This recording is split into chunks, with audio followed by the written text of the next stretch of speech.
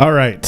What is going on, ladies and gentlemen? How is it going? I am Is There No One Else? And in today's video, we are going to go through the New World PTR forum post that came out a couple of days ago. I read through these. I really enjoyed them. This video is going to cover just about all of them. We're going to go through all of them as well as possible. So if you guys are, you want to hear them, I'm going to provide that in this video.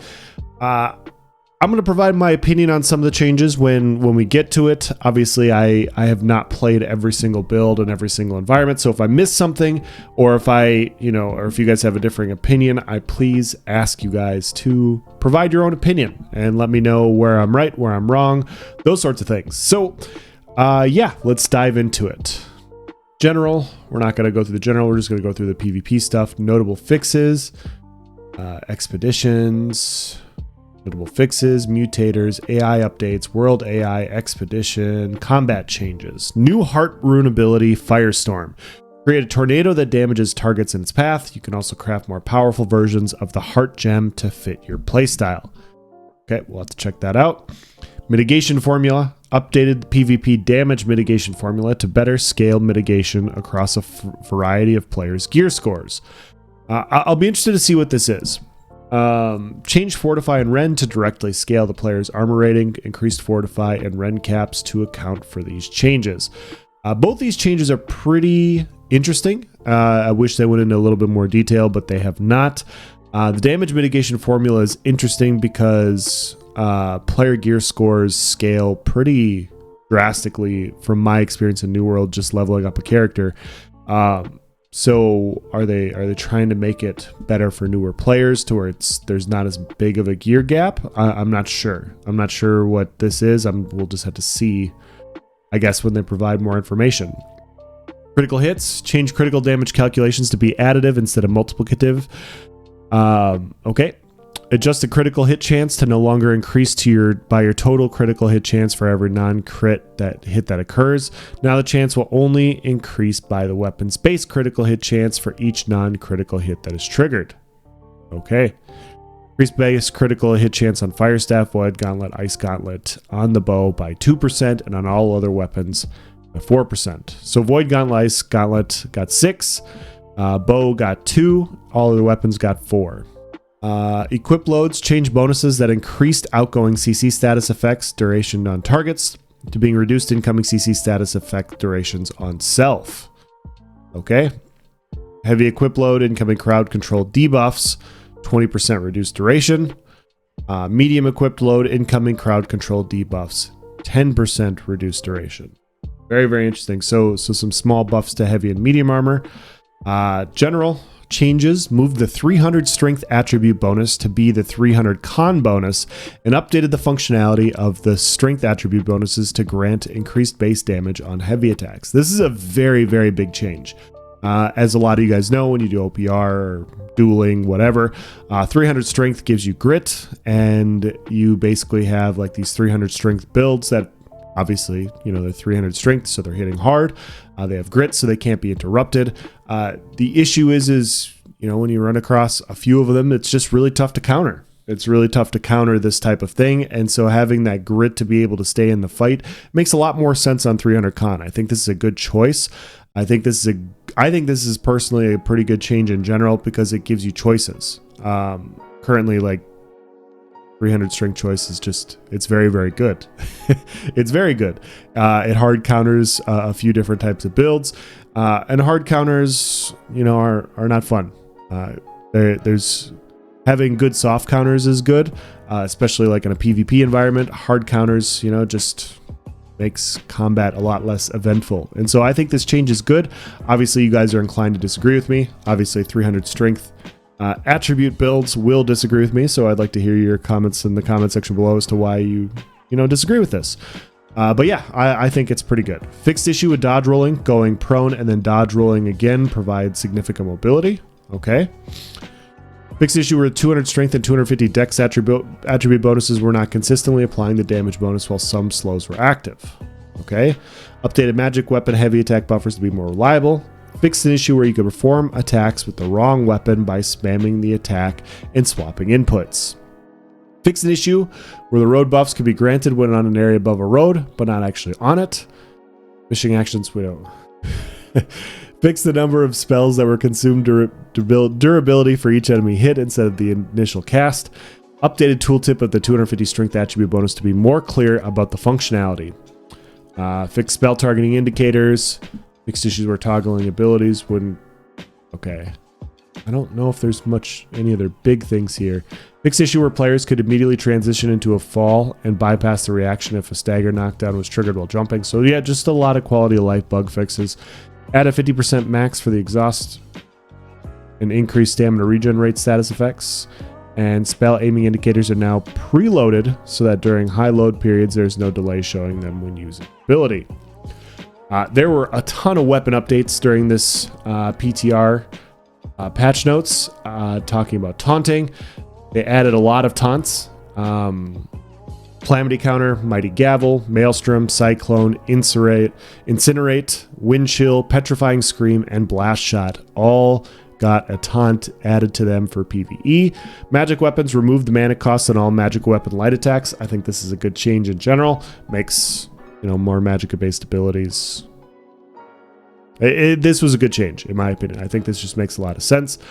Crowd control balance. Reviewed all weapons to make a more clear differentiation between attacks that are intended to be for crowd control and attacks that are meant for damage. Remove stagger from damage-focused abilities and reduce damage for stagger-focused abilities. So this is the big change that I want to talk about, and I'll probably separate this part from these patch notes into its own video. This is a huge shift, and I know that the stuff that I'm going to be talking about here, they basically went after just about every single weapon in the game, and they adjusted certain skills and they buffed other skills. And so I think you're going to see a lot of people talk about this like, wow, they just ruined this. The damage on this is going to be low. The damage on this is going to be low. Just about everybody's build was impacted by these changes. Just about everybody's. And so when you're looking at these changes and you're like, wow, I'm going to have a lot less damage, just about everybody is going to have a lot less damage. They went after skills that have staggers and knockdowns and high damage, and they said, hey, you get either or. And so I do like this change from the macro perspective. Without going into individual weapons, and we will go into them here in a minute, I like the idea of abilities having stagger and knockdown doing less damage, because we all know there's just times where you're fighting a couple of people and you just get nonstop CC to death. There's no chance for you to adjust. There's no chance for you to fight back. You're just stuck and you're dead. And it's annoying. It's really annoying. It's a bad mechanic, and we've all used it. Like I run a bow spear build. My spear has stuns, staggers, knockdowns, like every single ability that I use does. And so I totally understand it. It's just your opponent doesn't have a chance to fight back. They don't have a window. They just die. And so I think these changes overall are good. It's going to provide more counterplay. I will wonder how it's going to impact weapons on a micro level, on an individual level as far as damage goes and everything, but the entire scope of what they're trying to do here I think makes a lot of sense. If your stagger knockdown ability doesn't do as much damage for your specific build, you'll probably have to go to something more harder hitting in order to compensate for that. So there's going to be less of those in PvP. It's going to be a more potentially free-flowing environment. Now, it's up to us as players to go and test these things, to provide our input. Obviously, this is the opening patch notes, and so things are going to be a bit different, or it probably won't all end this way. And so, yeah, that's going to be my long spiel. I really like what they did, or their goal with these changes. I think this is a good change overall for PvP as a whole.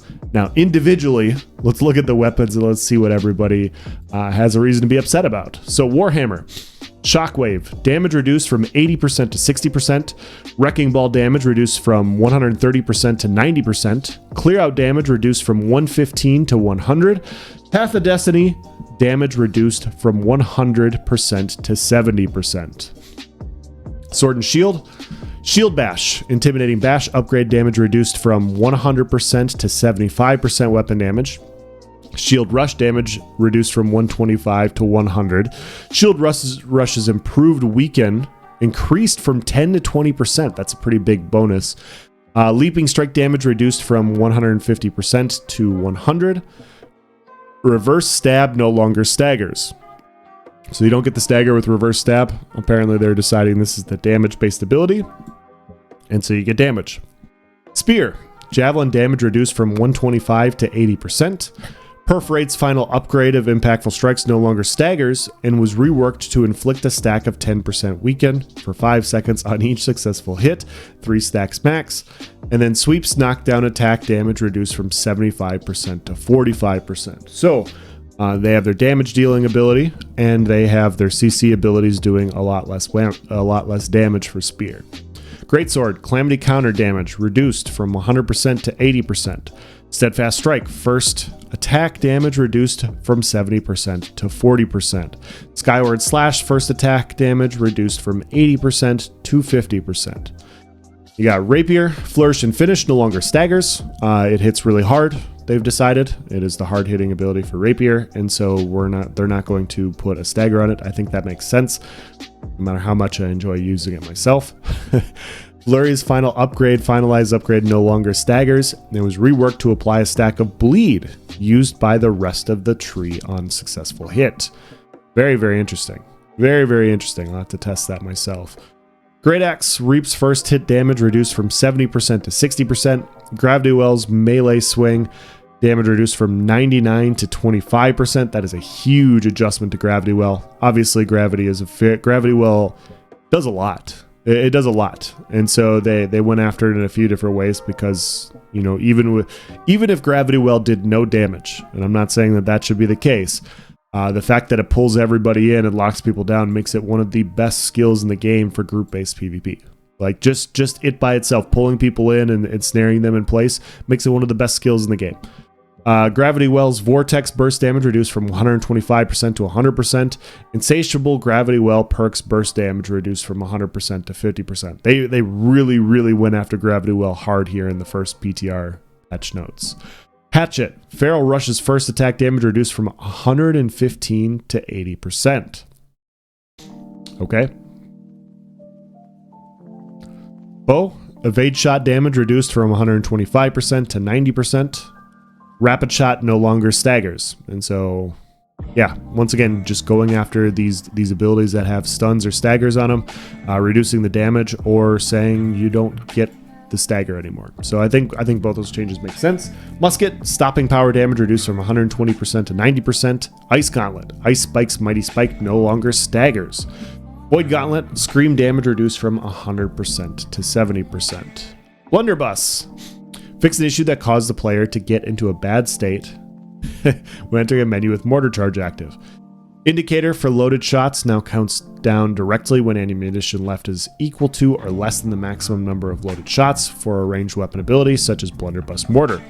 Fix an issue where additional shots could fire when animation canceling the Blunderbuss Mortar charge ability. Fixed a bug where activating mortar charge and swapping weapons was giving the player an extra basic attack. Okay. Bow. Ability updates. Penetrating shot. Deep strike upgrade. Reduce the damage from 20% to 15%.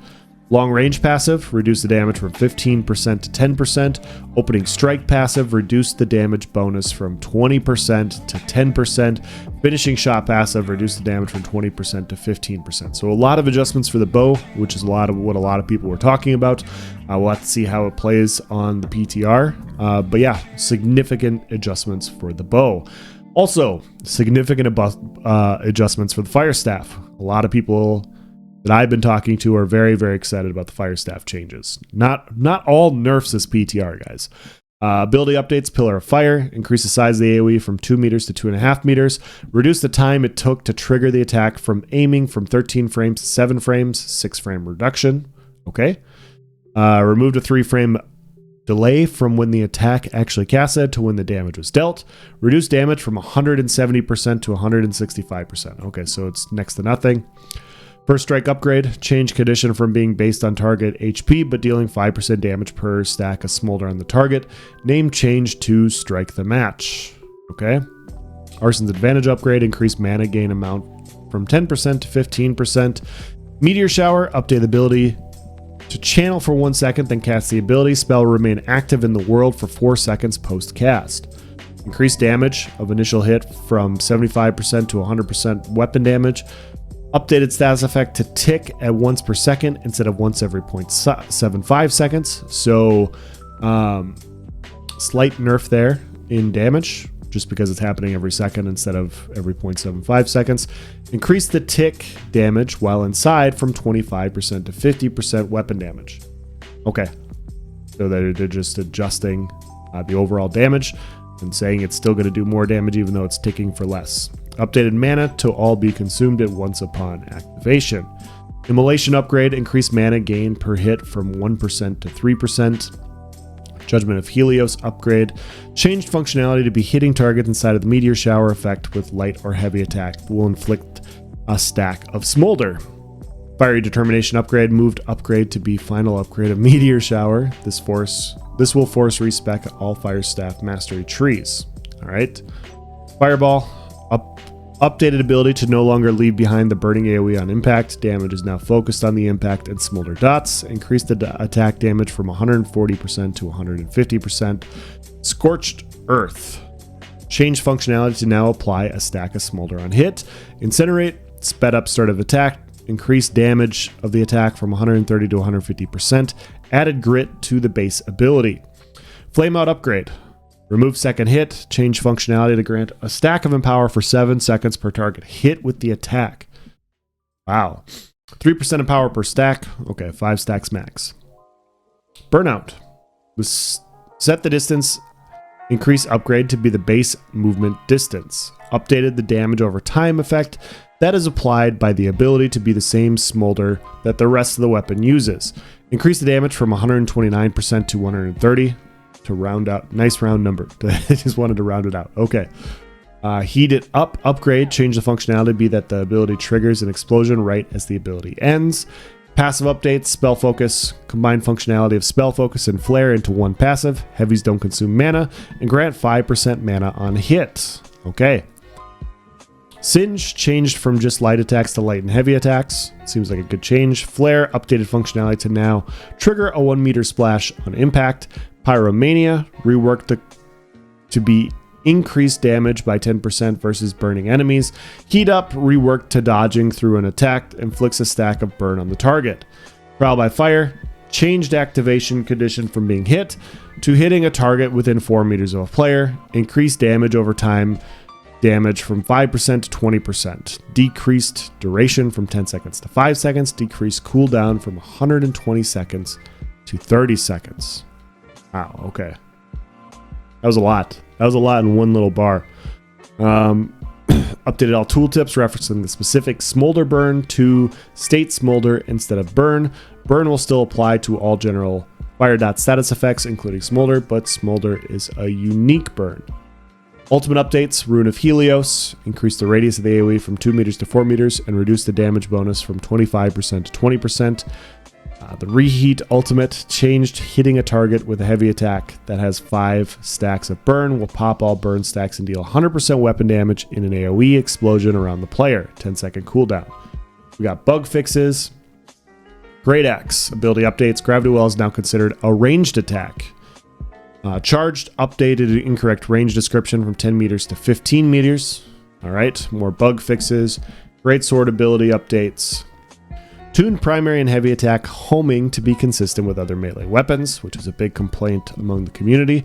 I'm not exactly sure what that means because homing among melee weapons isn't exactly the same. So we'll have to see how that plays out. Giant Slayer, updated tooltip to be more clear on the target needed to be above 90% health and not self. Path of Onslaught, quick charge bonus, increase the time it takes to charge a heavy attack, while in the Path of Onslaught, stance to only be 50% faster instead of twice as fast. Okay. Crosscut, increase cooldown from 15 seconds to 20 seconds. Relentless Rush, adaptive rush upgrade, reduce the root from 1 second to 0.5 seconds. Giant Slayer passive, reduce the damage from 20% to 15%. Swift Onslaught passive, changed activation condition to trigger off of ability hits and not ability activations. Updated several of the Greatsword tooltips to add clarity to when the stances take effect. Included information in the base stance nodes to state the stances are activated after completing an ability. For the attacks that have multiple hits, added information to indicate which portion of the attacks need to be completed to activate the stances. All right, sounds good. Hatchet. Ability updates. Defy Death Ultimate. Very big change. Reduce the invincibility to 0.5 seconds and grants 500 HP plus 50% of max health upon activation, and reduce the cooldown from 75 seconds to 60 seconds. So, obviously, Defy Death, there's nothing tankier than not taking damage. And so they're changing it to where you are invincible for 0.5 seconds instead, and you get 500 HP plus the 50% of your max health. Now, I don't know if it's 50% of your max health at base or with everything added. If it's with everything added, this is a solid change. I mean, it doesn't make you immortal, but it's still a very, very powerful buff in my opinion. The intent of this change is to prevent Defy Death from being a risk-free situation. It still saves the player from death, but this doesn't allow the player to recklessly remain in the fight while not having to focus on their health values. Sure. Yeah, we'll have to see exactly what these numbers are, but I think it makes sense. Fortifying Strikes change activation condition from 3 consecutive light attacks to 1 heavy attack. Okay. Enraged Strikes change from being all basic attacks to heavy attacks and abilities. Okay. Berserking Refresh upgrade, updated to be 5% lifesteal while Berserk is active, instead of granting a flat amount of HP while active. Okay. Desperate Refresh. Set up a cap of 5 activations per attack for the cooldown reduction passive to match similar passives or other weapons. More bug fixes. Ice Gauntlet. There is a lot, guys. There's a lot. Ice Pylon added the ability to despawn Ice Pylon by holding ability input for 1 second while Ice Pylon is active. Added Ice Pylon health details to description. Entomb updated the description to include dodge as a way to exit Entomb. Added Entomb health details to description. Wind Chill added ability input delay of 0.6 seconds after ability starts to avoid accidental cancellations. And then we have more passive updates. We'll go through the passive updates. Cold Reach updated distance from target from being further than 15 meters to within 15 meters of a target. Empowered Frost increased mana gain while performing an attack while instead of a frost area from 3 to 6 feet.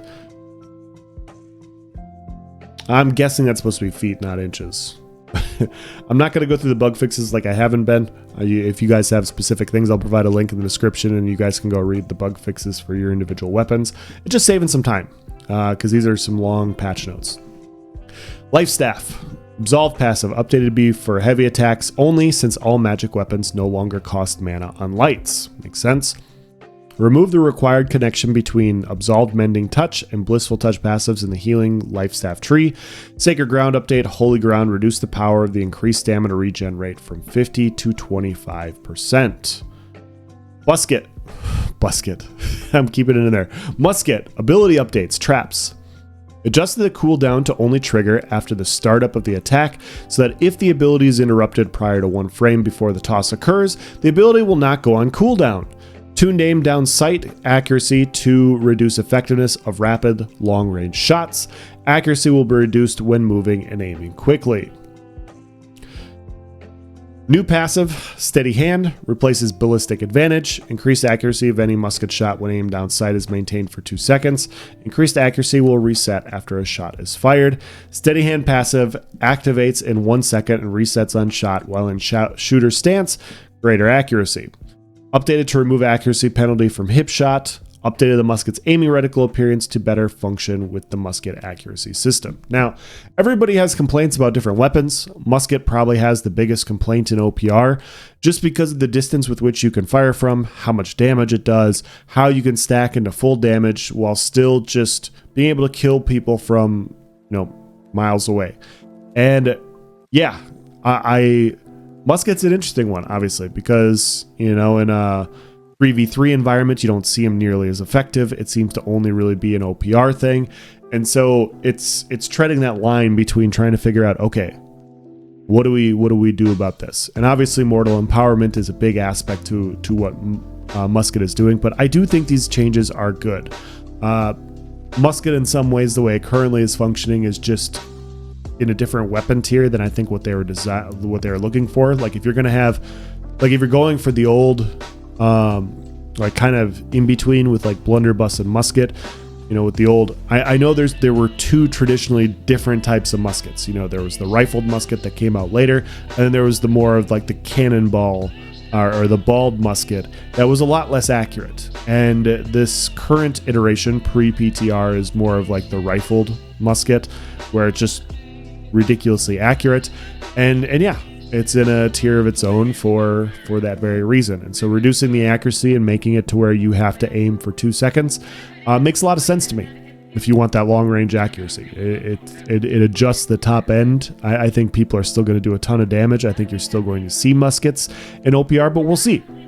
Obviously, this is initial changes. Things are subject to change in the future, but I do like how they made some adjustments without just saying, hey, we're going to nerf the damage by 30% or 40% or whatever. It's like, hey, we're just going to stop the effectiveness of being able to fire off rapid shots at long range. Like you have to aim for 2 seconds. You have to do this and this. And so I think I do like these changes for Musket, but we'll have to see how it plays and all that.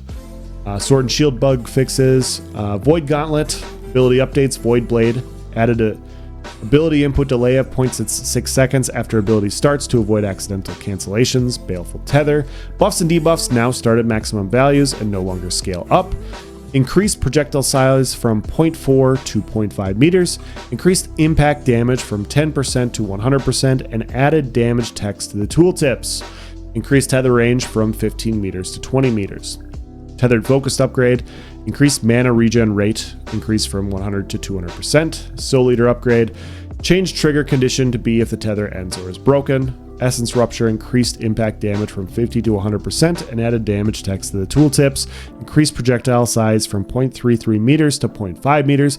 Increased projectile speed by 50%.